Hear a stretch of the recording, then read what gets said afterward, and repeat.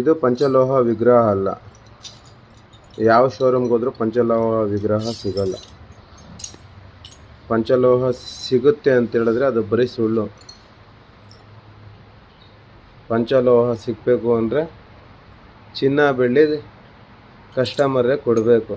ಅದು ಎರ್ಕ ಊಹಿಸೋತವ ಕೊಟ್ಟು ಅವರೇ ಊಹಿಸ್ಬೇಕು. ಆವಾಗ ಪಂಚಲೋಹ ಆಗುತ್ತೆ. ಯಾವುದೇ ಅಂಗಡಿಗೆ ಹೋದ್ರೂ ನಿಮಗೆ ಪಂಚಲೋಹ ವಿಗ್ರಹ ಸಿಗಲ್ಲ. ಸಿಗುತ್ತೆ ಅಂತ ಹೇಳ್ತಾ ಇದ್ರೆ ಅದು ಬರೀ ಸುಳ್ಳು. ಅರ್ಥ ಆಯ್ತಾ? ಇಲ್ಲಿ ನೋಡ್ರಿ, ಇಷ್ಟು ನೀಟಾಗಿ ಕೆಲಸ ಮಾಡ್ತಾ ಇರೋದೇ ಪಂಚಲೋಹ ವಿಗ್ರಹ ಅಲ್ಲ. ಇನ್ನು ಪಂಚಲೋಹ ವಿಗ್ರಹ ಯಾವುದ್ಯಾವುದೋ ಇತ್ತಳಲ್ಲಿ ಮಾಡ್ತಾರೆ, ಅದು ವೇಸ್ಟ್ ಮೆಟಲಲ್ಲಿ, ಅದನ್ನು ಪಂಚಲೋಹ ಅಂತಾರೆ.